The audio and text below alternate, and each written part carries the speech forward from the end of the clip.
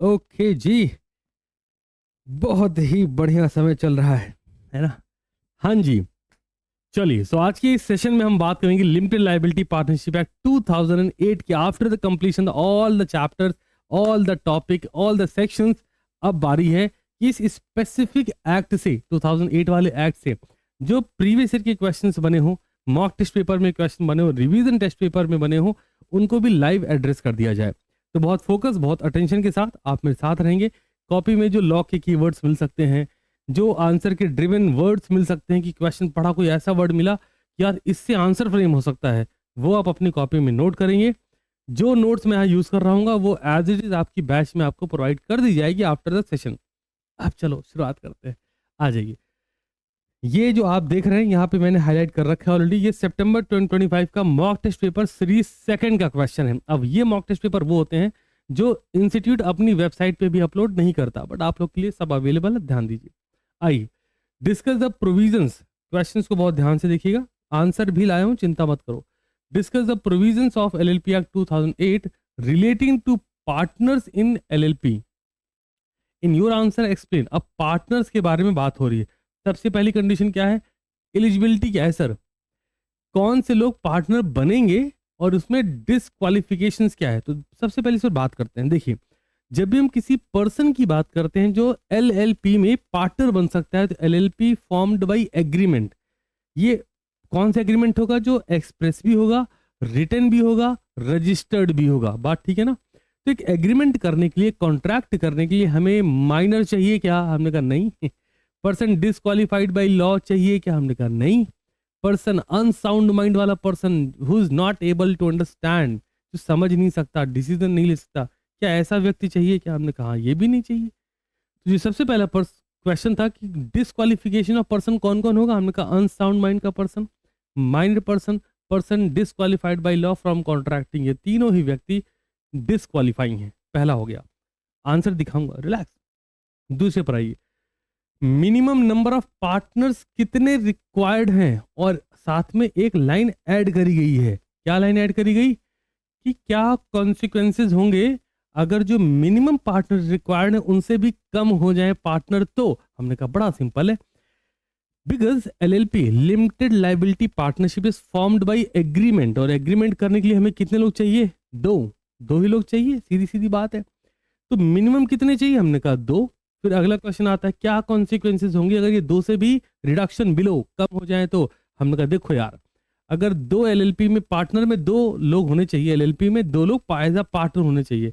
दो से में किसी की डेथ हुई, कोई रिटायर हो गया, कोई छोड़ के चला गया, एक ही बचा और उसे ये पता है कि वो अकेले बिजनेस कर रहा है, स्टिल वो बिजनेस कर रहा है, तो आफ्टर 6 मंथ जो भी एलएलपी फर्म की लाइबिलिटी होगी उसकी होलसम लाइबिलिटी हो जाएगी।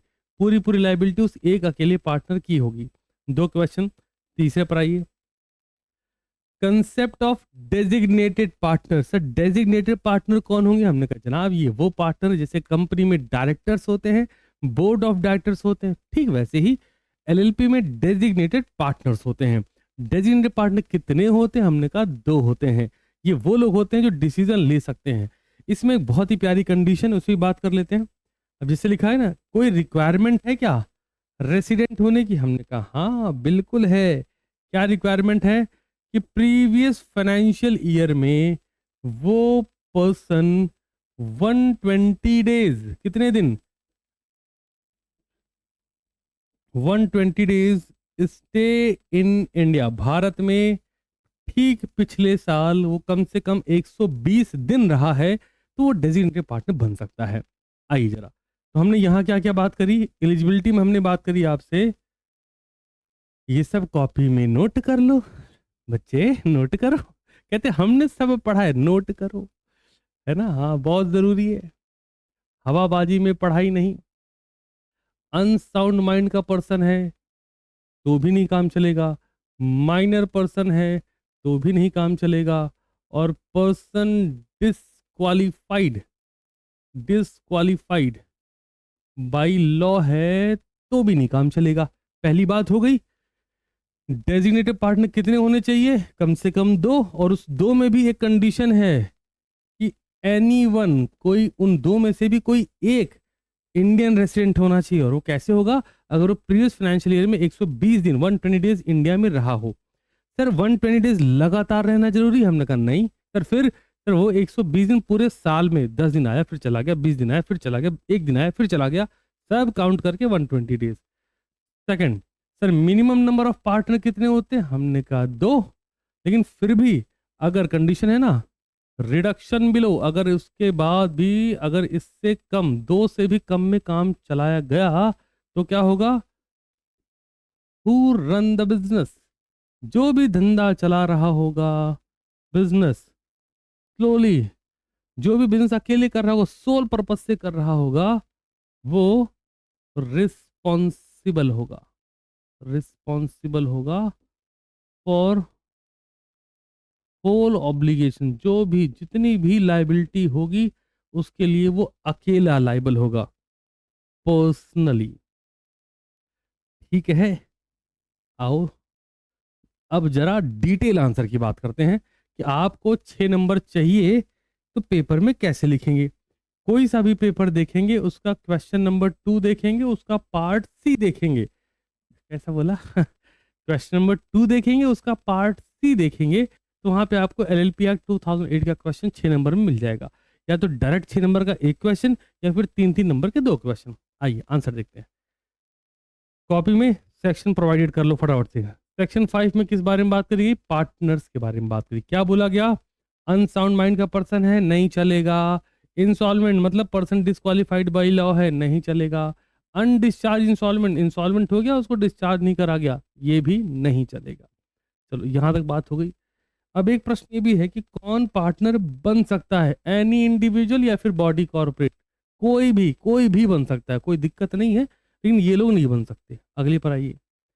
Section 6 minimum number of partner. Section 6 में क्या बोला गया?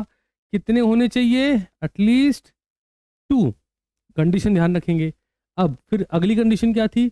अगर वो 2 से कम होता है, ध्यान देना, 2 से कम होता है और ये बात उस व्यक्ति को पता है और वो फिर भी 6 मंथ, ये वर्ड्स याद रखेंगे बस, अब बड़े आसानी से आंसर फ्रेम कर लेंगे।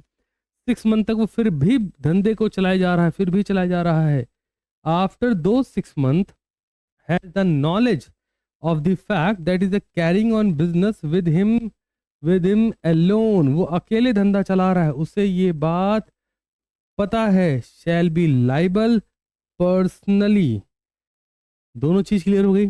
तीसरे पर आते हैं, ध्यान देना। सेक्शन 5 पार्टनर की बात करता है, section 6 minimum number of partner की बात करता है, सेक्शन 7 डेजिग्नेटेड पार्टनर की बात करता है।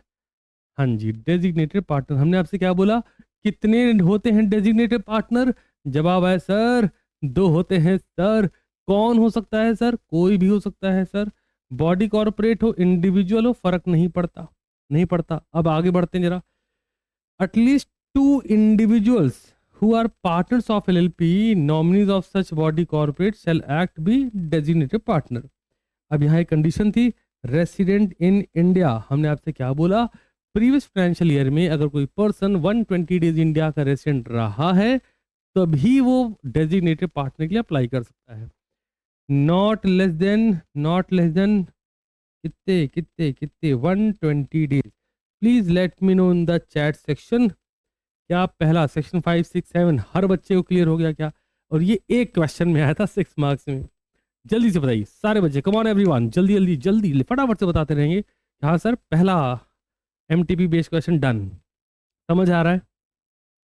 थोड़ा फास्ट फॉरवर्ड रखो खुद को, मजा आना चाहिए पढ़ने में, लगना चाहिए हाँ भाई आप एक तगड़ी प्रिपरेशन कर रहे हैं, आराम का मुद्दा नहीं है। और ये सब एग्जाम टाइम में नहीं होता है। चैप्टर खत्म हो तुरंत एमटीपी आरटीपी पीवाईक्यू करके क्लोज करो, फिर टेस्ट लिखो, तुमको पता लग जाएगा प्रिपरेशन किस स्टैंडर्ड पर है। चैप्टर पढ़ा गया तब तो सारी खुशी है, अब जो क्वेश्चन के तो अरे बाबा ठीक है ना। चलो चलो चलो अगले क्वेश्चन पे चलते हैं। वेटेज देखिए पहले, 6 मार्क्स के लिए क्वेश्चन है। ठीक है जी, आ जाइए। Explain the provision relating to change of name of LLP. कहते जी क्या एलएलपी का नाम चेंज करा जा सकता है? हमने कहा हाँ जी बिल्कुल कर सकते हैं। और सेंट्रल गवर्नमेंट का क्या रोल है एलएलपी के नाम को चेंज करने में? 2 पार्ट हो गया, ध्यान देना बहुत इंपॉर्टेंट है कि हमेशा क्वेश्चन का एक पार्ट पढ़ के कूद नहीं जाना है, बोलो सियावर रामचंद्र की जय, ऐसा नहीं करना है। क्या करना है, क्वेश्चन कितने पार्ट में गया, जैसे पहले क्या बोलता है, क्या एलएलपी का नेम चेंज करना पॉसिबल है सेंट्रल गवर्नमेंट के अप्रूवल के साथ, आंसर इज यस। लेकिन ये कब, सेंट्रल गवर्नमेंट कब कहती कि अपनी एलएलपी का नाम बदल लो, सीधी सीधी बात समझते हैं। आपके पास एक आधार कार्ड है, ध्यान सुनना, आपके पास एक आधार कार्ड है, गवर्नमेंट आपको कब बोलेगी तुम अपना आधार कार्ड चेंज करो, कब, जब वो आधार कार्ड का नंबर किसी और आधार कार्ड के नंबर से मैच कर रहा हो। अगर आपका Aadhaar card number unique identification number जिसको हम बोलते हैं ना, यूआईडी, यूनिक आइडेंटिफिकेशन नंबर, अगर आपका आधार कार्ड नंबर बिल्कुल यूनिक है, वो किसी से मैच नहीं कर रहा, तो गवर्नमेंट क्यों तुम्हें बोलेगी बदलो। आज तक बोला क्या, नहीं बोला ना। तो एलएलपी, किसी ने लिमिटेड लायबिलिटी पार्टनरशिप एक्ट में रजिस्ट्रेशन करवाया, अपनी एलएलपी इनकॉर्पोरेट करी, मतलब रजिस्टर्ड हो गई।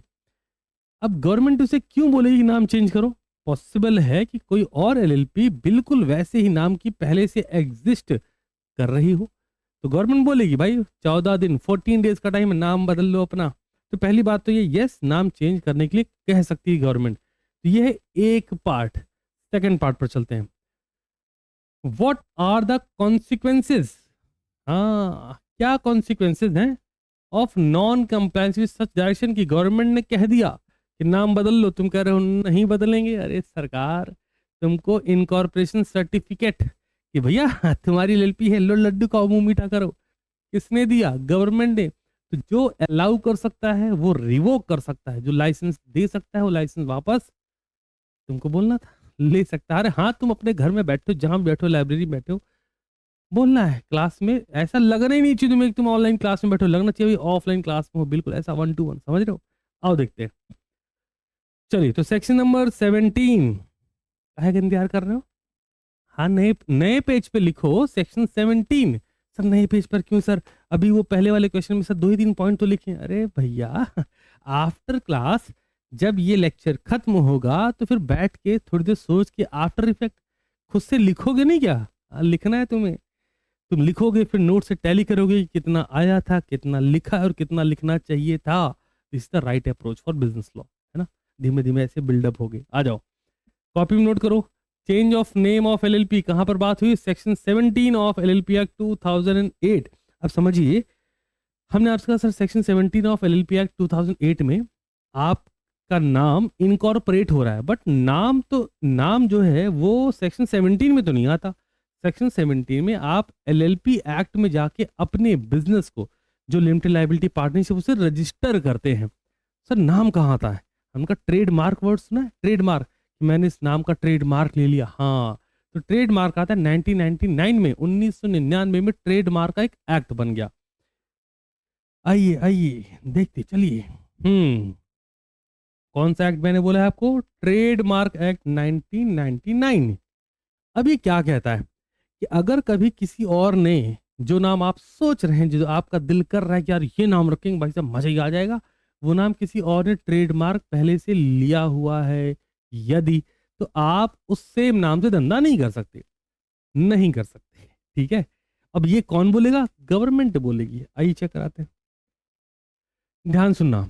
Not with standing anything contain in section 15-16 if LLP on its first registration or in its registration by a new body corporate, its registered name, ध्यान दो, registered name is registered by a name which is identical with or too nearly resembles, किसी और का पहले से है।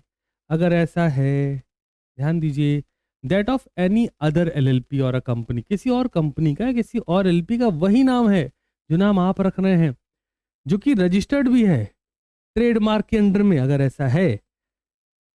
ऐसा है तो उस एलएलपी पर, सच एलएलपी रिस्पेक्टिवली और अ कंपनी, जो पहले से है, 3 महीने का समय मिलेगा मैक्सिमम। पढ़ लेते हैं, सेंट्रल गवर्नमेंट में direct that such LLP to change its name or new name within a period of 3 months from the date of issue of such further.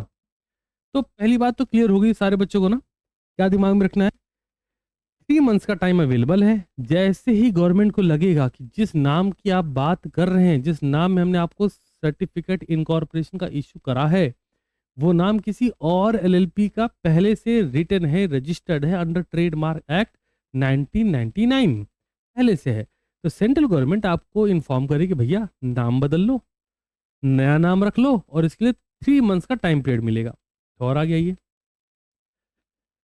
हाँ जी, trademark shall be maintainable within a period of 3 years from the date of incorporation or registration. अब होता क्या है कि हमको धंधा आज नहीं करना मान लो, और हमने कोई ट्रेडमार्क ले लिया, हम 3 साल बाद करेंगे, तो उस 3 साल के पीरियड में भी हम बिजनेस नहीं कर रहे, बट नाम हमारे नाम रजिस्टर्ड है, तो आप फिर भी धंधा नहीं कर सकते उस नाम से। क्लियर है? अब आ जाओ आगे।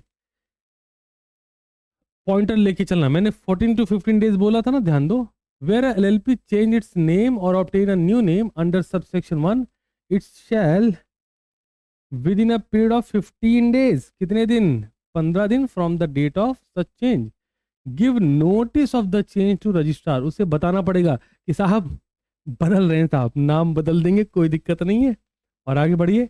With the order of the order of the central government who shell carry out necessary change in the certificate of incorporation, कितने दिन में? 30 डेज में। और उसके बाद वो क्या करेंगे? इनकॉर्पोरेशन का सर्टिफिकेट दे देंगे। तो ऑल इन ऑल समझते हैं ध्यान से ध्यान से ध्यान से ध्यान से फोकस करो, इधर आओ। सेंट्रल गवर्नमेंट जब डायरेक्ट करेगी एलएलपी को, तो 3 मंथ्स का टाइम अलाउ करेगी to change the name. Clear point ये? जब सेंट्रल गवर्नमेंट डायरेक्ट करेगी एलएलपी को। सेकंड नंबर पर आइए। जब एलएलपी रजिस्ट्रार को इन्फॉर्म करेगा, हाँ डायरेक्ट नहीं करेगा, जब एलएलपी रजिस्ट्रार को इन्फॉर्म करेगी, कितने नाम पे, कितने दिनों का? हम कहा सर 15 डेज का। थोड़ा और आगे बढ़िए। अब एलएलपी रजिस्ट्रार को इन्फॉर्म करेगा, ध्यान देना, इन्फॉर्म करेगी, है ना। और चेन थोड़ी आगे बढ़ाओ। रजिस्ट्रार गवर्नमेंट को इन्फॉर्म करेगा। मन में प्रश्न आया, सर गवर्नमेंट को इन्फॉर्म करने की जरूरत क्या है? मैंने कहा भैया पहले तो ये जानो कि 3 मंथ्स का टाइम, और प्रश्न ये है कि क्यों इन्फॉर्म करना है गवर्नमेंट को? क्योंकि जो इनकॉर्पोरेशन सर्टिफिकेट है, मतलब धंधा करने का जो लाइसेंस है, कौन देगा? सेंट्रल गवर्नमेंट से आना है। क्यों इन्फॉर्म करना है? क्योंकि जो इनकॉर्पोरेशन सर्टिफिकेट है वो कहाँ से आएगा बच्चे? वो आएगा आपके गवर्नमेंट के पास से ही। All set? थोड़ा और आगे बढ़ते हैं। अब एक प्रश्न आया कि सर मान लो नहीं बदले तो, है ना। आ जाइए। If the LLP is default in complying with any direction, default with any direction given under such, अगर एलएलपी नहीं करती है तो एक सीधी सीधी बात क्या है, हम आपको एलएलपी का बिजनेस करने के लिए इनकॉर्पोरेशन सर्टिफिकेट प्रोवाइड कर रहे हैं एज अ गवर्नमेंट। सर्टिफिकेट देने के राइट्स सेंट्रल गवर्नमेंट के पास है, सर्टिफिकेट रिवोक वापस लेने के राइट्स भी किसके पास होंगे? सेंट्रल गवर्नमेंट के पास होंगे। पढ़ लेते हैं। Central government shall allot a new name, क्या करेंगे जी? New name to LLP in such manner as may be prescribed and the registrar shall enter the new name in the register of LLP. वो अपने हिसाब से central government नया नाम देगी और वही नाम सेट हो जाना है। अभी मामला समाप्त नहीं हुआ है, दिमाग में रहेगा ना क्या क्या बोला है हमने, माइंड में रहेगा ना। सिर्फ दो चीजें दिमाग में रखनी है। क्या नेम चेंज हो सकता है? The answer is yes. पहला आंसर यस हो गया। दूसरा, क्यों नेम चेंज होगा? क्योंकि अंडर ट्रेडमार्क एक्ट 1999 अगर कोई प्रीवियसली किसी ने उस नाम से, सेम नाम से एलएलपी इनकॉर्पोरेट कराई है, रजिस्टर कराई है, तो सेंट्रल गवर्नमेंट एग्जिस्टिंग नाम की जैसा ही कोई नाम अगर आपकी एलएलपी का देखेगी तो आपको डायरेक्शन देगी कि आप उसे बदलिए, और इसके लिए कितना ड्यूरेशन देगी? 3 मंथ्स। पहला पॉइंट क्लियर हो गया। सेंट्रल गवर्नमेंट डायरेक्ट करेगी 3 महीने के लिए, एलएलपी नाम बदल लो। फिर आगे बढ़े हम कहा जनाब अब ये प्रोसीजर पूरा हो गया, सेकंड पर पहुंचे। एलएलपी वो रजिस्ट्रार को इन्फॉर्म करेगी, 15 दिन का टाइम लेगी कि भैया हम नाम बदल रहे हैं, कोई दिक्कत नहीं है, 15 दिन का टाइम मिलेगी। तीसरा, एलएलपी रजिस्ट्रार को इन्फॉर्म करेगी, रजिस्ट्रार गवर्नमेंट को इन्फॉर्म करेगा, और अब ड्यूरेशन होगी 30 डेज, 30 दिन की। और ये क्यों करना है? जस्ट बिकॉज मैंने यहाँ 3 महीने लिखा है क्या? ना ना ना, 3 महीने नहीं होगी, मैं 30 डेज बोलो ना, certified incorporation with in 30 days. इसको प्लीज करेक्ट करिए। बोल सही रहा हूँ, लिख गलत रहा हूँ, ऐसे कैसे चलेगा? हाँ, 30 डेज। हाँ जी, 30 दिन के अंदर अंदर सेंट्रल गवर्नमेंट को इन्फॉर्म करिए। क्यों? क्योंकि सेंट्रल गवर्नमेंट उसे लेना है इनकॉर्पोरेशन का सर्टिफिकेट। ठीक है ना? Section 17 decoded. नेक्स्ट पर आइए। चलिए जी चलिए, ऐसे पढ़ाई के मजे लीजिए। हमेशा याद रखें जीवन में, आप जिस काम में हैं आप उस काम का मजा लेते रहें, आप खुश रहेंगे। गलती से अगर पढ़ाई नहीं, जैसे आप पढ़ाई में हैं, अगर पढ़ाई ने आपका मजा ले लिया, ओए होए होए चलो चलो चलो आ जाओ। Limited liability partnership give the benefit of limited liability of a company on one hand and the flexibility of partnership on the other। कह रहे हैं जी डिस्कस करो। हमने कहा अच्छा, कंपनी के फीचर्स बताएंगे, पार्टनरशिप के फीचर्स बताएंगे, क्वेश्चन खत्म हो जाएगा। क्यों? कंपनी क्या बोलती? Company artificial person created by law having perpetual section common seal with separate legal entity. और ये सारे फीचर्स जो मैंने अभी डेफिनेशन बोली है फीचर्स हैं। बताऊं क्या? It is an artificial person, LLP है कि नहीं? क्रिएटेड बाय लॉ, एलएलपी है कि नहीं? Having perpetual succession, perpetual succession क्या है? Members may come, members may go, but the LLP run forever. ओ बल्ले बल्ले, समझ रहे हो? तो सेम इसमें एप्लीकेबल हो गया कि एलएलपी कैसे वर्कआउट कर रही है कि यही कोई पार्टनर आया, कोई पार्टनर गया, फर्क नहीं पड़ता, एलएलपी चलेगी। आर्टिफिशियल पर्सन है, क्रिएटेड बाय लॉ है, having perpetual section common seal. क्या एलएलपी के पास भी कोई स्टैम्प मोहर होती है? हाँ, आंसर है हाँ। Perpetual section common seal, separate legal entity. क्या एलएलपी अपने पार्टनर से, मेंबर से सेपरेट है? आंसर है हाँ। अब तो ये हमने यहां तक डिस्कस कर लिया कंपनी वाले मामले तक, है ना? फिर बोलता है फ्लेक्सिबिलिटी ऑफ पार्टनरशिप बताओ। हमने कहा अरे 2 पार्टनर से शुरू हो सकता है, कंपनी के साथ ऐसा नहीं था, लेकिन पार्टनरशिप से भी तो फीचर्स लिए हैं कि एग्रीमेंट होगा, 2 पार्टनर के साथ शुरू होगा, उन्हीं दोनों चीजों को डिफाइन करना है, दैट्स इट। अगले पर आइए। Raju and his friend Anil have approach you chart accountants आओ to help them to form a LLP. कहते हैं राजू और अनिल आया और उन्होंने बोला भैया ये साहब यार वो एलएलपी बनानी थी यार। आगे बढ़िए। ऑब्जेक्ट क्या है, उद्देश्य क्या है of the proposed LLP? To run a charitable charitable school. तो आपने कहा जनाब ऐसा है, LLP is form for profitable purpose not charitable purpose. LLP profit के लिए करी जाती, चैरिटी के लिए संभव नहीं है। आगे बढ़ते हैं। अगला अगला अगला कहते जी पुअर चिल्ड्रन के लिए हम चैरिटेबल स्कूल खोलना चाहते हैं। What would be your suggestion? कह रहे जरा अपनी सजेशन बताइए। हमका सजेशन आइए आइए आइए। सजेशन ये है, सजेशन की बात हो रही, सजेशन ये है कि तुम एलएलपी ना खोलो मुन्ना, तुम सेक्शन 8 कंपनी खोल लो। सर क्यों सर? क्योंकि सेक्शन 8 कंपनी होती ही है चैरिटेबल पर्पस के लिए, और इस क्वेश्चन में स्पेसिफिकली वर्ड दिया गया है क्या? चैरिटेबल। सबको समझा ना? तो बोलेंगे भैया तुम एलएलपी रहने दो भाई, सीए से सजेशन मांग रहे हो ना, हम बोलेंगे एलएलपी मत करिए। ये नहीं कि एलएलपी का चैप्टर है, एलएलपी आंसर लिखना है, ऐसे नहीं होता। इट्स अ चार्टर्ड अकाउंटेंसी का कोर्स। तो बोले एलएलपी आपसे सजेशन मांग रहे हैं ना, कैसे कैसे वर्ड आते हैं? सजेशन, पहला वर्डिक्ट, दूसरा वर्डिक्ट, तीसरा जजमेंट, चौथा कंक्लूजन, ऐसे बोलेंगे वर्ड्स आते हैं। सजेशन लिखता हूं, कॉपी में नोट करो। सजेशन 1, दूसरा वर्डिक्ट, जब भी कोर्ट को इन्वॉल्व करा जाएगा कि कोर्ट का क्या वर्डिक्ट आया, है ना, जजमेंट आया, या फिर आप किस कंक्लूजन पर पहुंच रहे हैं, ये सब वर्ड यूज करे जाते हैं आंसर को फाइनलाइज करने के लिए। तब बड़े प्यार से बोल देंगे कि एलएलपी मत खोलो, सेक्शन 8 खोल लो, क्योंकि सेक्शन 8 कंपनी इसीलिए होती है। अब चेक करते हैं फटाफट से। जो डायरेक्ट क्वेश्चन दिख रहे हैं उन्हें बहुत समय नहीं लगाएंगे, है ना? आ जाइए जल्दी से आ जाइए। क्या किया उन्होंने? लिमिटेड लाइबिलिटी को पहले बता दिया बड़े प्यार तरीके से, भैया क्यों है ये कंपनी के फॉर्म में, क्यों है ना? Not the other partners. भाई एलएलपी का जो पार्टनर है वो, जिसे पार्टनरशिप में हम क्या बोलते हैं? पार्टनरशिप में बोलाता है every partner is the principal as well as agent of the others. Sir क्या मतलब है? मतलब ये है, समझते हैं ऐसे हवा में नहीं समझते हैं। इधर आइए, इधर आइए, इधर पार्टनरशिप में ना एक्स, मैं इस पर बात करूंगा, एक्स वाई जेड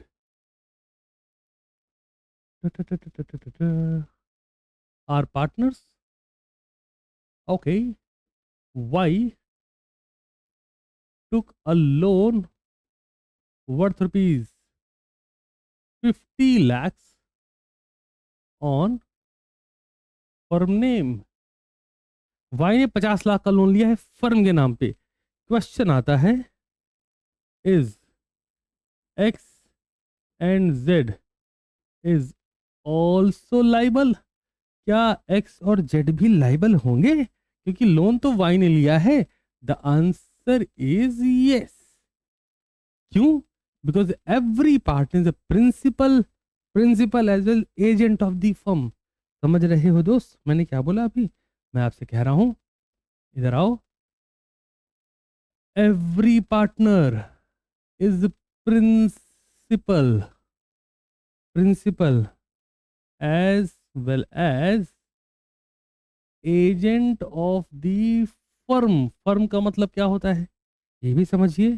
तो what do mean by firm? Firm का मतलब होता है collective name of the partner. क्या समझे दोस्त?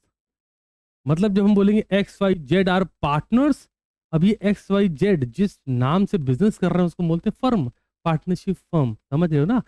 तो जब थोड़ा इसको एक्सप्लेन करता हूँ, एवरी पार्टनर इज प्रिंसिपल, तो जब वाई ने लोन लिया ना, तो वाई ने कैसे परफॉर्म करा? एज अ प्रिंसिपल, कि हाँ मेरे पास राइट्स हैं कि मैं लोन ले सकता हूँ। इधर आइए, कहाँ गया? Every partner principal as well agent of the firm. और जब वाई ने एक्स एंड जेड को लायबल ठहरा दिया, अब वाई कैसा प्रिटेंड कर रहा है? As an agent. साहब लोन लिए थे अपने लिए थोड़ी लिए थे खर्च हम कर दिए अलग बात है, लिए तो आप ही लोग के लिए थे कि धंधा आगे बढ़ेगा। लिया वाई ने है, बट क्योंकि क्योंकि क्योंकि किसके नाम पे लिया है? फर्म के नाम पे लिया है, तो एक्स और जेड भी लाइबल हो जाएंगे। ये किस में होता था? हमने कहा ये पार्टनरशिप में होता था। तो जो एलएलपी बनी वहां पे क्या आया? देखो, every partner of LLP is for the purpose of the business of LLP. LLP में इसको दूर कर दिया गया, बोलते ऐसा है कि जो तुम करोगे वो एलएलपी के बिजनेस के लिए होगा। Agent of the LLP, LLP का एजेंट होगा, एलएलपी का एजेंट होगा, ना कि फर्म का एजेंट हो जाएगा, नॉट द अदर पार्टनर्स। तो ये एक बेनिफिट मिला, फ्लेक्सिबिलिटी। दूसरा, फ्लेक्सिबिलिटी क्या ही पार्टनरशिप में? भाई पार्टनरशिप कैसे क्रिएट होती थी? सुनना, partnership is the relation between person who have agreed to share the profit of a business carried on by all or any of them acting for all। सारे मिलके चलाएं, सबकी कंसेंट से कोई एक चलाए, दिस इज कॉल्ड पार्टनरशिप। कैसे चली? हमने कहा with the consent of all the partners, all the partners. अच्छा आओ इधर, क्या समझे? म्यूचुअली अराइव्ड एग्रीमेंट, की सारे पार्टनर ने मिलके एग्रीमेंट करा, ठीक है पार्टनरशिप कर लो कर लो, इतनी सी बात है ना? फिर क्वेश्चन में और क्या पूछा गया था? ये तो एक पार्ट हो गया। सेकंड पार्ट क्या था? राजू अनिल जो आए थे और उनको ऑब्जेक्ट क्या था कि भैया हमको चैरिटेबल पर्पस के लिए स्कूल खोलना है, तुमसे सजेशन मांगी गई, क्या सजेशन दोगे? कि चैरिटेबल पर्पस है। सुनो हमारी बात, चैरिटेबल पर्पस है तो आप स्कूल नहीं खोल पाएंगे। एलएलपी में क्या करना चाहिए, क्या करना चाहिए, क्या करना चाहिए? In the instant case Raju Anil can not form the LLP, नहीं कर सकते। तो हमने क्या बोला था? क्या बोला था? इन view of above it is suggested, क्या सजेस्ट करेंगे? Them they can formed a section 8 company for this purpose. Chat section में मुझे जल्दी से बताओ वो सारे लोग, क्या ये पॉइंट सारे बच्चों को क्लियर हो गया क्या? जल्दी जल्दी बोलो, बहुत समय मत लो दोस्त, फटाफट फटाफट बताओ। क्लियर सबको? सारे पॉइंट क्लियर हो रहे हैं? पक्का मान लूं? एकदम एकदम कंफर्म? बच्चा कहता मान लो, अब आप मानोगे तो वैसे भी नहीं। कंफर्म है? बहुत ही बढ़िया जी, ठीक है आगे बढ़ते हैं। चलो क्वेश्चन देखो, फटाफट से क्वेश्चन देखो। मजा आ रहा है एलएलपी पढ़ने में? हाँ यार आ रहा है, समझ आ रहा है। यही फील होना चाहिए, जब आप पढ़ के आओगे तो ऐसे ही होगा। आ जाइए, ज्ञाना भारती न्यूली क्वालिफाइड, नए नए चार्ट अकाउंटेंट बने हैं, विश टू फॉर्म एलएलपी, नई नई एलएलपी बनाना चाहते हैं अपनी प्रोफेशनल सर्विसेज के लिए। They seek information about the provisions of the LLP act 2008 specifically regarding the incorporation document. कहते जी इनकॉर्पोरेट कराना है, एलएलपी इनकॉर्पोरेट कैसे होती है? मैंने कहा बड़ा सस्ता काम है, डॉक्यूमेंटेशन प्रोवाइड करिए, सेंट्रल गवर्नमेंट में अप्लाई करिए, रजिस्ट्रार के पास लेके जाइए, वो राइट करेगा, रजिस्टर करेगा, रिकॉर्ड करेगा, राइट रजिस्टर रिकॉर्ड, वापस से राइट रजिस्टर रिकॉर्ड। अब वो रिकॉर्ड करके आपको इनकॉर्पोरेशन सर्टिफिकेट देगा, लड्डू आप खिलाएंगे और आप धंधा कर सकते हैं। क्या पूछ रहे हैं ये? Additionally they want to know, ये जानना चाहते हैं whether the statement filed along with the incorporation document serve as a sufficient evidence. अगर कोई लीगल रिक्वायरमेंट है तो क्या ऐसा होगा? हमने कहा ई फॉर्म 1, ई फॉर्म 2, ई फॉर्म 3, इतना ही लगता है। आ जाइए, चलिए जी सेक्शन 11। क्या देख रहे हो दोस्त? कॉपी में लिखो section 11।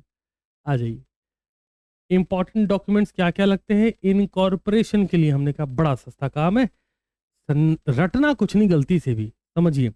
LLP is a combination of partnership and company, यही तो है। LLP is a combo of partnership and company ना। तो जब कोई पार्टनरशिप हमें रजिस्टर कराने में करवानी होती थी, हम कैसे करते थे? पार्टनर का नेम, पार्टनर का एड्रेस, फर्म का नेम, फर्म का एड्रेस, करते थे कि नहीं करते थे? अच्छा, एक एग्रीमेंट करते थे, ठीक है। पर्पस क्या है बिजनेस का, वो भी बताते थे, हाँ ठीक है। धंधा कहाँ पे लोकेटेड होगा, वो प्लेस बताते थे, एड्रेस बताते थे। अब क्योंकि यहाँ पर पार्टनर में दो लोग और ऐड हैं, कौन? डेजिग्नेटेड पार्टनर, तो उनका भी नेम और एड्रेस बता देना। समझ रहे हो कि नहीं समझ रहे हो? ये सारी इन्फॉर्मेशन दे दो, इन्फॉर्मेशन दे दो, रजिस्टर करवा लो। अब आप देख लेते हैं। चलो चलो चलो, जो दो या दो से ज्यादा लोग हैं जो लॉफुल बिजनेस करना चाहते हैं with a view to profit, धंधे पैसे के लिए, इनकॉर्पोरेशन डॉक्यूमेंट में उनके नाम बताओ। अर्थात कवि कहना चाहता है पार्टनर्स की नेम बताओ। आगे बढ़ो, आगे आगे आगे। कुछ इनकॉर्पोरेशन की फीस लगेगी, वो फीस दे देना। कहाँ पर? रजिस्ट्रार को। वो रजिस्ट्रार कहाँ होगा? जिस स्टेट में आप एलएलपी इनकॉर्पोरेट करना चाहते हैं। तो आगे बढ़िए। अब वो कॉस्ट अकाउंटेंट, कंपनी सेक्रेटरी, किसी से भी चार्ट अकाउंटेंट से साइन करवा लीजिए, एडवोकेट से भी डेफिनेटली साइन करवा लीजिए। आगे बढ़िए। The one who subscribed his name to the incorporation document, उसका भी साइन ले लीजिए। तो और आगे बढ़िए। सारे रिक्वायरमेंट्स जो रूल रेगुलेशन है उसमें कंपाइलेशन में है, सब मैच कर रहा है, एक बार देख लीजिए। इनकॉर्पोरेशन डॉक्यूमेंट के हिसाब से इंसिडेंटल भी चेक कर लो कि कहीं कोई कमी तो नहीं रह जा रही। अभी मामला खत्म नहीं हुआ, आओ आगे आओ। अब इनकॉर्पोरेशन डॉक्यूमेंट में क्या है? हमने कहा गलती से भी रटना मत, नहीं तो भूल जाओगे पेपर में। एक सीधी सीधी भाषा पे चलते हैं। आपको पार्टनरशिप रजिस्टर करवानी होती है तो आप क्या करते हैं? पार्टनर का नेम, पार्टनर का एड्रेस, फर्म का नेम, फर्म का एड्रेस, बिजनेस जहां पे लोकेटेड है, जो डेजिग्नेटेड पार्टनर, सब का भाई डिटेल देते हो ना, वही करेंगे। आओ चेक करते हैं। फॉर्म पहले पता करेंगे। नेम एलएलपी का क्या होगा? बिजनेस किस चीज का होगा? स्टेट और एड्रेस, ऑफिस कहाँ पे है एलएलपी का? नेम और एड्रेस, ईच पर्सन जो पार्टनर बनेगा, name and address each person जो डेजिग्नेटेड पार्टनर बनेगा। इसके बाद कुछ अदर इंफॉर्मेशन जो रिक्वायरमेंट है प्रपोज्ड एलपी में, वो भी हम प्रोवाइड करेंगे। अब आगे आ जाओ। If person makes a statement as discussed above, सब कुछ अगर बेहतर है तो क्या करना है जनाब? आ जाइए आ जाइए। नोज टू बी फॉल्स, अगर पता लगा भाई तुमको पता है तुम कुछ फॉल्स इंफॉर्मेशन प्रोवाइड कर रहे हो, does not believe it to be true shall be punishable, तो क्या होगा? ज्यादा कुछ नहीं, 2 साल की सजा होगी और 10,000 रुपए से लेके 5 लाख रुपए तक का जुर्माना लगेगा। अगर गलत इन्फॉर्मेशन दी जा रही है, गलत इन्फॉर्मेशन देके रिटर्न रजिस्टर्ड करवाया जा रहा है एलएलपी को, 2 साल की इम्प्रिसमेंट, 2 साल की जेल और 10,000 रुपए से लेके 5 लाख रुपए तक का जुर्माना, या दोनों, ऐसे बोल सकते हैं। ठीक है, हाँ इधर आओ, आ जाओ आ जाओ आ जाओ। सेक्शन 12 क्या बोलता है? अगर एविडेंस सफिशिएंट है, अगर एविडेंस सफिशिएंट है तो रजिस्ट्रार में accept the statement, statement accept करेगा और क्या करना है? Statement filed along with the incorporation document. सब कुछ हो गया तो भाई साहब ऑल लीगल रिक्वायरमेंट्स के लिए ये एविडेंस सफिशिएंट है? प्लीज चैट सेक्शन मुझे जल्दी से बता दें। क्या सारे बच्चों के दिमाग में बात आ गई कि एलएलपी कैसे इनकॉर्पोरेट होगी? हमने कहा कुछ नहीं रटना जी। सेक्शन 11 को पकड़ो और बोलो एलएलपी का नाम, एलएलपी का एड्रेस, पार्टनर का नाम, पार्टनर का एड्रेस, डेजिग्नेटेड पार्टनर का नाम, उसका भी एड्रेस, और याद रखने वाली बात क्या है कि फर्म किस पर्पस से आई है वो भी लिखना पड़ेगा। और अगर आपने मिसलीड करा, इंफॉर्मेशन गलत दी, तो ज्यादा कुछ नहीं है, 2 साल की सजा, 10,000 रुपए से लेकर 5 लाख रुपए तक का जुर्माना।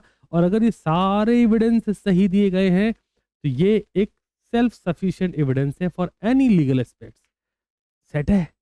याद हो गया? पक्का मान लूं? ठीक है जी, नेक्स्ट पर चलिए। स्पीड अप करेंगे बिकॉज पढ़ लिया है तो बस उड़ा दो। आओ, कह रहा जी ये 4 नंबर में और ये 2 नंबर में, 4 नंबर में 2 नंबर में एक्सप्लेन करो। हमने कहा और देखते हैं अंडर व्हाट सर्कमस्टेंसेस, कह रहे जी बताओ जरा कि एलएलपी किस सर्कमस्टेंसेस में अपने नाम चेंज करेगी। हाँ, हो जाएगा तुमसे, पक्का है? बताया था, कंफर्म है, वही वाला क्वेश्चन है। ठीक है, आगे बढ़ते हैं। What do you mean by small LLP? प्रश्न खत्म, उत्तर पर आइए हमारे साथ। कह रहे कैसे चेंज करेगी? हमने कहा सेक्शन 17 में अभी तो बताया था, सेम क्वेश्चन है, सेम क्वेश्चन है, कुछ नहीं बदला। इधर आओ। हाँ जी, हाँ जी, हाँ जी, इसका सेकंड पार्ट भी था ना, कहाँ गया, कहाँ गया, कहाँ गया? सेकंड पार्ट में क्या है? What do mean by small LLP? Small LLP में डेटाबेस चलेगा। डेटाबेस मैंने इसमें लिया नहीं, बट ध्यान रखना डेटाबेस मैं यहाँ लिख दे रहा हूँ, इसको आप करेंगे एज अ होमवर्क। यस, कुछ तो चले दोस्त, थोड़ा पढ़ो ओढ़ोगे इसी बहाने। अरे वाह जी वाह। हाँ, स्मॉल एलएलपी किस पे बेस्ड है? डेटा बेस्ड है। डेटाबेस मतलब 2 चीजें देख लेनी होंगी, टर्नओवर वगैरह कितना, उसके बेसिस पे कर देंगे। आइए एक और बढ़िया सवाल। कितने नंबर में? 6 नंबर में। सवाल देखिए, बहुत ध्यान से याद रखें। एग्जामिनेशन में जब आप जा रहे होंगे, परफॉर्म करेंगे, अरे बहुत समय है अभी, बट स्टिल मैं बोल रहा हूँ कि उस बहुत समय का वेट नहीं करना है। बच्चा बहुत समय का वेट करते करते फिर 1 शॉट वाले रिवीजन में लटका रहता है ऐसे लाइव में।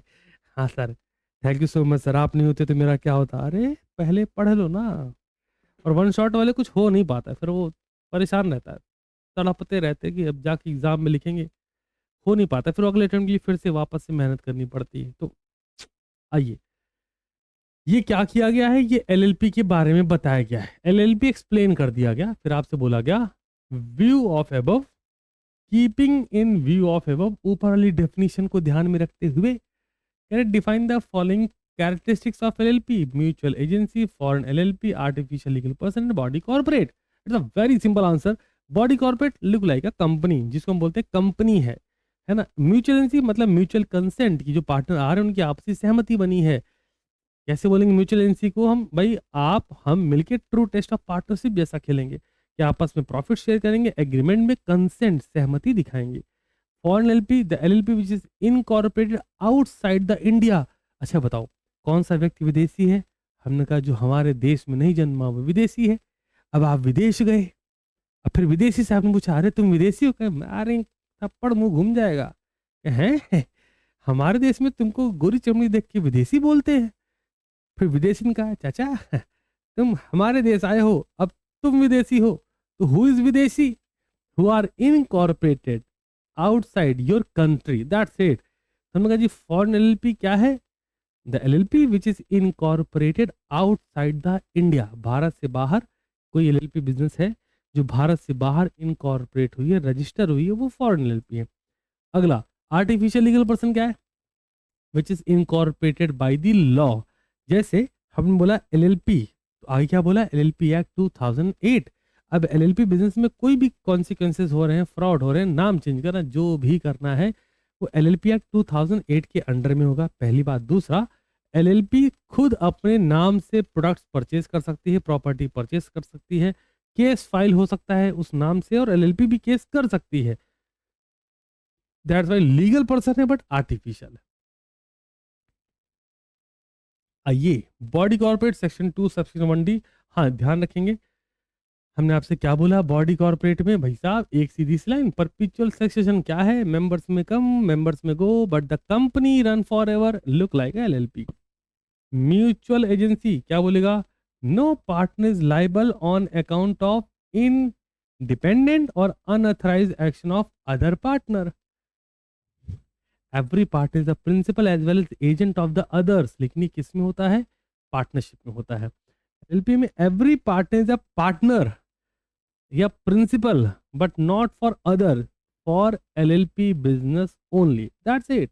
अगर आप पार्टनर हैं तो एलएलपी के बिजनेस के लिए हैं, अगर आप प्रिंसिपल हैं एलएलपी के बिजनेस के लिए हैं, अगर आप एजेंट हैं तो भी एलएलपी के बिजनेस के लिए हैं, अदर पार्टनर के लिए कुछ नहीं है।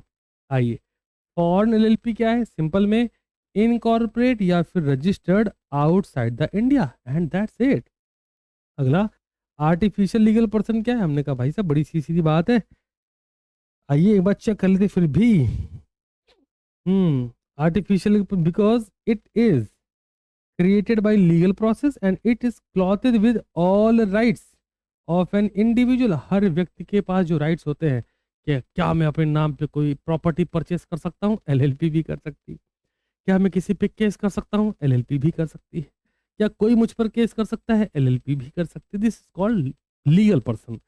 आर्टिफिशियल क्यों है फिर ये? मैं तो नेचुरल पर्सन, ये आर्टिफिशियल क्यों? क्योंकि मेरा बर्थ नॉर्मल लेवल पे हुआ, इनका बर्थ कैसा हुआ? एक्ट के थ्रू हो गया। आइए जी आइए, प्रश्न देखिए, explain the legal provision regarding the eligibility of person become partner. RTP सितंबर 2025 का क्वेश्चन तुम देख रहे हो, कहते कौन पार्टनर बन पाएगा? हमने कहा any body corporate, any individual. कौन नहीं बन पाएगा? हमने कहा any minor not capable to become a partner in LLP. Any unsound mind person नहीं बन पाएगा। Person disqualified by law, person insolvent, ये नहीं बन पाएंगे। सेम क्वेश्चन करवा चुका हूं तो इस पर बहुत समय नहीं लगाएंगे। सेक्शन 5 सेक्शन 6 इसी पर बात होगी, ठीक है ना। आगे बढ़ो। अगला आरटीपी जैन 2025 का क्वेश्चन है, क्या कुछ बदल रहा है क्या? हमने कहा नहीं। बच्चा कहता है यार ये सेम क्वेश्चन अभी देखेगा। ठहरो, वापस आओ वापस आओ वापस आओ, दिखाता हूँ। ये क्वेश्चन प्रीवियस ईयर पेपर जून 2024 में आया था। तुमको कुछ बात समझ आ रही? ध्यान सुनना मेरी बात को। MTP मतलब mock test paper, revision test paper, question replicate duplicate ऐसे ऐसे होते रहते हैं, तुम समझ रहे हो? हाँ, प्रीवियस ईयर पेपर क्वेश्चन जो होते हैं वो थोड़े दमदार होते हैं, वो हर बार नहीं होते, हर बार नहीं होते। तो जून 2024 में जो पेपर में, फाइनल पेपर में जो क्वेश्चन आया था, वही सेम क्वेश्चन को आ जाओ आ जाओ आ जाओ आ जाओ आरटीपी जैन 2025 में रिवीजन टेस्ट पेपर में दे दिया गया था। तो जब तुम 4-5 आरटीपी ऐसे सॉल्व कर लो ना, तो ऐसे मत हो जाना यार हमने आग लगा दी। 5 आरटीपी एमटीपी सॉल्व करने का मतलब 2 आरटीपी एमटीपी सॉल्व करने के बराबर है। हाँ, 5 पीवाईक्यू सॉल्व कर लो तब तुम फील करो हाँ हमने 5 पेपर सॉल्व किए। Is that clear? ये दिमाग में रखिएगा। कई बार बच्चों को भ्रम हो जाता है, मैंने 10 एमटीपी लगा ली तो 5 ही हुई, वो 5 भी छोड़ो 3 ही 4 हुई। क्वेश्चन नाम हम बदल के, डिजिट बदल के ऐसे ऐसे कर रहे होते हो, यही होता है। आइए अगले पर चलते हैं। ध्यान देना, ये कब आया? आरटीपी मई 2025 में आया। ध्यान दो ध्यान दो। A and B were friend, now they have plan of setting up a supermarket in their locality. They are confused as to whether to register as a traditional partnership or as a limited liability partnership. आपसे पूछ रहे हैं कि भैया बताओ partnership कर लें या एलएलपी कर लें? तुमने कहा ध्यान देना, इस बात को बहुत ध्यान सुनना, पार्टनरशिप कर लें या एलएलपी कर लें, सवाल ये था। फिर सवाल कैसे ड्रिवन हुआ वो चेक करो, क्वेश्चन पेपर में देखो इसको। एज एन एडवाइजर, अब आप एडवाइजर हैं, इन्यूमरेट द डिफरेंसेस, प्यार से देखो, differences between the two forms. कौन कौन से फॉर्म्स? Partnership, LLP. समझ आ रहा है कितना बढ़िया क्वेश्चन है? कि कोई दो व्यक्ति वो आपके पास आ रहे हैं, वो आपसे पूछ रहे हैं कि भैया पार्टनरशिप बिजनेस कर लें या एलएलपी का बिजनेस कर लें। अब आपसे वो एज एन एडवाइजर आपसे एडवाइस मांग रहे हैं कि आप तो चार्टर्ड अकाउंटेंट हैं, सर आप बताइए ना हमारे लिए दोनों की क्या सही रहेगा। तो आप उसे क्या बोलोगे? एलएलपी कर लो। ऐसे एडवाइस नहीं दी जाती, पार्टनरशिप कर लो बहुत सही रहेगा। अरे एक नंबर व्यवस्था है। ऐसे भी एडवाइस नहीं दी जाती। एडवाइस हमेशा कैसे दी जाती है कि आप वो जो दो एक्सपर्ट्स आपसे पूछ रहा है, दोनों एक्सपर्ट्स के बारे में उसे बताओ और उससे पूछो कि उसकी क्या रिक्वायरमेंट्स हैं। This called advice. जैसे समझाता हूँ, आपने इंटरनेट पे किसी से एडवाइस ली, ये होगा कैसे होगा मैं बताता हूँ। मेरी आई ऑल इंडिया रैंक 1। बेटा आपकी ऑल इंडिया रैंक कैसे आई? माइक है। बेटा आपकी ऑल इंडिया रैंक कैसे आई? सर आप ही का कोर्स खरीदा था, सर आप ही से पढ़ा था। अरे वेरी गुड बेटा, ये तो मुझे पता ही बेटा कि हमारे इंस्टीट्यूट से आया। बेटा ये बताओ कि आपने क्या रूटीन फॉलो करा था बेटा? बेटा एक्सप्लेन कर रहे हैं कि सर एक्चुअली ना सर आप पढ़ाते, सर आपके पढ़ाने में इतना जादू, मैं अपनी बात नहीं कर रहा, सर आप पढ़ाते ना, आपके पढ़ाने में इतना जादू है सर। और सर आप हज़ारों बच्चों का भला कर रहे हैं, भला कर रहे हैं सर। तो मुझे लगा कि सर आप ही से पढ़ना चाहिए। और सर बस आप जितना कराते थे ना, आप जो डीपीपी देते थे ना, मैं बस वही करता था सर, करती सर, और मैंने कुछ किया ही नहीं सर। अच्छा बेटा, तो बेटा जब तुमने ये पढ़ा तो तुमने स्टार्टिंग से बैच ज्वाइन कर ली थी? हाँ जी सर, हाँ जी सर। अच्छा बेटा, तो ये बताओ हमारे यहाँ आईसीए मॉड्यूल का क्या इंपॉर्टेंस है? सर मैं वही पढ़ता था सर। क्या हो रहा है पता है? This is called manipulation, this is called influence, this is called PR, public relation, दिल से दिल तक। Public relation. तुमको लग रहा है रिक्शे वाले का बेटा बना सीए, और तुम अपने पापा की तरफ देख रहे हो। चाय वाले का बेटा बना सीए, फिर तुम अपने पापा की तरफ देख रहे हो। इनका तो बिजनेस है यार, ये तो कॉर्पोरेट में जॉब करते हैं, साला मैं कैसे बनूंगा सीए? तो सीए बनने के लिए बेसिकली पिताजी का रिक्शे वाला होना, चाय वाला होना जरूरी नहीं है। सीए बनने के लिए तुम्हारा पढ़ना जरूरी है, बट तुम किस में चले? कंपैरिजन में।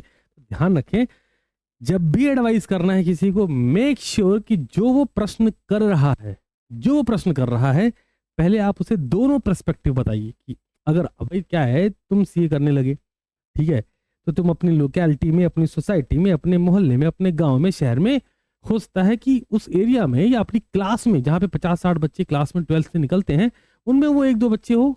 अब तुमसे कोई तुम्हारा जूनियर आ गया कि भैया दीदी मैं भी सोचा सीए करने को, तो कैसा रहेगा? हाँ कर डालो।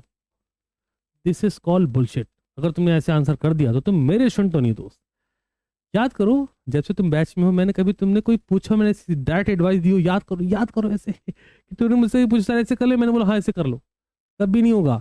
अगर मुझको तुम्हें एडवाइस करना ही है ना, तो मैं पहले तुम्हारा बैकग्राउंड पूछूंगा, प्रेजेंट पूछूंगा, तुम्हारा ये पूछूंगा कि लेवल कहाँ तक है, कहाँ तक प्रेशर झेल पाओगे, सारी बातें कर लूंगा, फिर बोलूंगा तुम्हें ऐसे करना चाहिए। This is called real advisor. तो हवाबाजी में नहीं कि बच्चों मुझे लगता है आपको ऐसे पढ़ना चाहिए। कैसे पढ़ना चाहिए? तुम्हें क्या पता उसकी लाइफ में क्या चल रहा है, कैसे करना चाहिए भाई? तो हमेशा याद रखें, एडवाइस मांगी गई तो आपको, मैंने ये सारी बातें क्यों करी, उसके पीछे रीजन सिर्फ इतना है कि आप किसी भी क्वेश्चन में सीधे आंसर ड्राइव मत कर दो। क्वेश्चन ने बोला कि be an advisor enumerate the differences. Differences क्या बोल रहा है? डिफरेंसेस बताओ, डिफरेंसेस बताओ between two forms. Two form कौन कौन सी? एक है एलएलपी और दूसरी है पार्टनरशिप। तो मतलब बड़ा साफ है कि आप पार्टनरशिप और एलएलपी में उसे डिफरेंसेस बताओ। अब उसके बेसिस पर उससे पूछो उसकी रिक्वायरमेंट क्या है। कि देखो यार, पार्टनरशिप रजिस्टर नहीं करोगे फिर भी चलेगा, एलएलपी रजिस्टर करनी पड़ेगी। पार्टनरशिप में तुम्हें सिर्फ पार्टनरशिप 2 लोगों चल जाएगा, एलएलपी में डेजिग्नेटेड पार्टनर भी चाहिए। पार्टनरशिप में तुम जो करोगे उसके लिए ये भी लायबल नहीं, ये जो करेंगे उसके लिए तुम भी लायबल हो।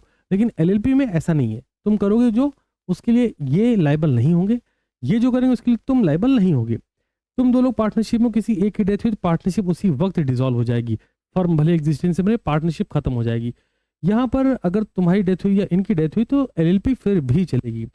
तुम जो पार्टनरशिप कर रहे हो, ये अगर मान लो तुम रजिस्टर नहीं भी करते हो, कभी किसी ने तुम पे केस भी कर दिया, 100 रुपए का सेट ऑफ क्लेम बोलते हैं, इतनी ही लाइबिलिटी लगेगी तुम्हारे केस में। अगर तुमने गलत इन्फॉर्मेशन देके अपनी एलएलपी को रजिस्टर करवाया हुआ है तो 2 साल तक की जेल और 10,000 रुपए से 5 लाख रुपए तक की फाइन लग सकती है। तुमने बता दिया पर्सपेक्टिव्स।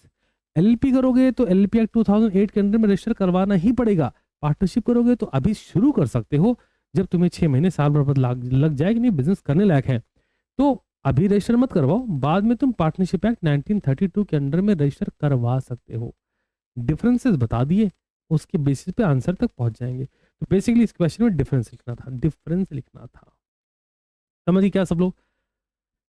चैट सेक्शन में मुझे जल्दी से बताओ क्या सभी लोग समझ गए हैं? अब जैसे यहाँ पर एक पार्ट है, पॉइंट नंबर 14 to 17, ध्यान दीजिए। Foreign partnership mind as a partner, ये केस स्ट्रिक्टली यूज कर लिया जाता है और बच्चा जनरली इसको नहीं पढ़ता, इसलिए मैंने इसको सेपरेटली यहाँ चिपका लिया है ना। तो ऐसे मॉड्यूल में भी आप इसको प्लीज देखेंगे। फॉरेन पार्टनरशिप, तो सवाल ये आता है कि क्या हमारी एलएलपी में फॉरेन पार्टनर बन सकता है? हमने हाँ, फॉरेन कोई व्यक्ति है, विदेशी व्यक्ति, वो चाहता है कि हमारी एलएलपी में पार्टनर बन जाए, बन जाएगा। लेकिन पार्टनरशिप की बात करें, पार्टनरशिप में कोई फॉरेनर है वो पार्टनर नहीं बन सकता। Same minor as a partner, minor की बात करें तो माइनर एलएलपी में पार्टनर नहीं बन सकता, बट पार्टनरशिप में for the benefit of partnership, for the benefit of profit बन सकता है। डिफरेंसेस है। सारे बच्चे चैट में कंफर्म करो जल्दी जल्दी जल्दी। सबको क्लियर है क्या ये पॉइंट्स? प्लीज बताइए जल्दी से। कुछ बच्चे सेशन में लेट ज्वाइन हुए हैं, लेट भी ज्वाइन हुए हैं और चैट में भी चुप बैठे हैं। हाँ ठीक है, ओके ओके ओके। अगले क्वेश्चन पे हम मूव कर रहे हैं। सितंबर 24 की आरटीपी है, रूल्स बताने हैं regarding office of LLP and change therein. तो क्या नाम बदला जा सकता है, लोकेशन बदली जा सकती है? आंसर इज क्रिस्टल क्लियर है, thank you. Answer is yes yes yes yes yes. Her LLP का रजिस्टर्ड ऑफिस होगा, होगा कि नहीं होगा? हमने कहा बिल्कुल होगा, जहां पर सारी कम्युनिकेशंस होंगी। सेक्शन 13 में इस बारे में बताया गया है। ये प्यारा क्वेश्चन है, आपके अटेंड में भी देखा जा सकता है। हाँ है ना, क्या प्रश्न है जी? वाह ओके तो सेक्शन 13 में साफ साफ बताया गया है कि ऑफिस एलएलपी का कहाँ रहेगा और उसमें कोई चेंजेस करने हैं तो कैसे होंगे, ठीक है ना। चलो आगे बढ़ जाते हैं। डॉक्यूमेंट में बी सर्व्ड ऑन एलएलपी और पार्टनर और DP designated partner by sending it by post. आप जो भी डॉक्यूमेंट है वो कम्युनिकेशन बेसिकली रजिस्टर्ड ऑफिस से होता है। यही रीजन है जब एलएलपी इनकॉर्पोरेट होती है तो लोकेशन, प्लेस, स्टेट और रजिस्टर्ड ऑफिस की भी लोकेशन पूछी जाती है और आपको बतानी पड़ती, क्यों? वहीं से कम्युनिकेशन होगा। आगे बढ़िए।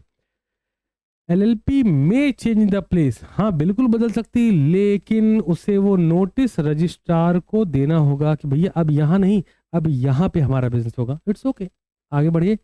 अगर अगर अगर कुछ गड़बड़ किया एलएलपी ने, एलएलपी कॉन्ट्रावेंसेस कुछ भी गड़बड़ करी सेक्शन, तो LLP and its every partner, ध्यान देना, every partner shall be liable to a penalty of ₹500। तुम बोलोगे अरे तो बहुत कम है, नहीं आगे देखो फॉर ईच डे, हर दिन का 500 रुपए, during which the default continue, जितने दिन तक डिफॉल्ट रहा 500 रुपए हर दिन।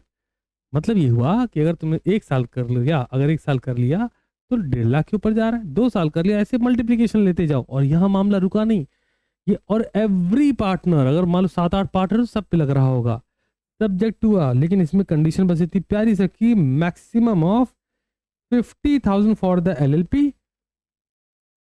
And its every partner. Sir इसका मतलब क्या हुआ सर, समझते हैं। ये कहना चाह रहे हैं कि 50,000 रुपये मैक्सिमम है। सर इसका मतलब ये हुआ कि 500 रुपये लगाना शुरू करेंगे और ये मैक्सिमम 100 दिन तक लगाएंगे। हाँ तो सर 100 दिन के बाद क्या? अरे तुमको एक नोटिस दे देंगे, भैया बंद करो शटर और सीधे आ जाओ 2 साल की जेल। याद आया? तो 10,000 रुपये से 5 लाख तक का जुर्माना। क्योंकि अगर ऐसा नहीं करेंगे, तुम पे अंधाधुन पैसा है तो तुम 500 रुपये के हिसाब से देखी जाएगी, ऐसे करोगे। समझ रहे हो ना? हाँ आइए, तो हम लोगों ने बहुत ही शानदार तरीके से एलएलपी को जय हिंद कर लिया है। Yes, LLP act 2008 with MTP, RTP and PYQ now completed.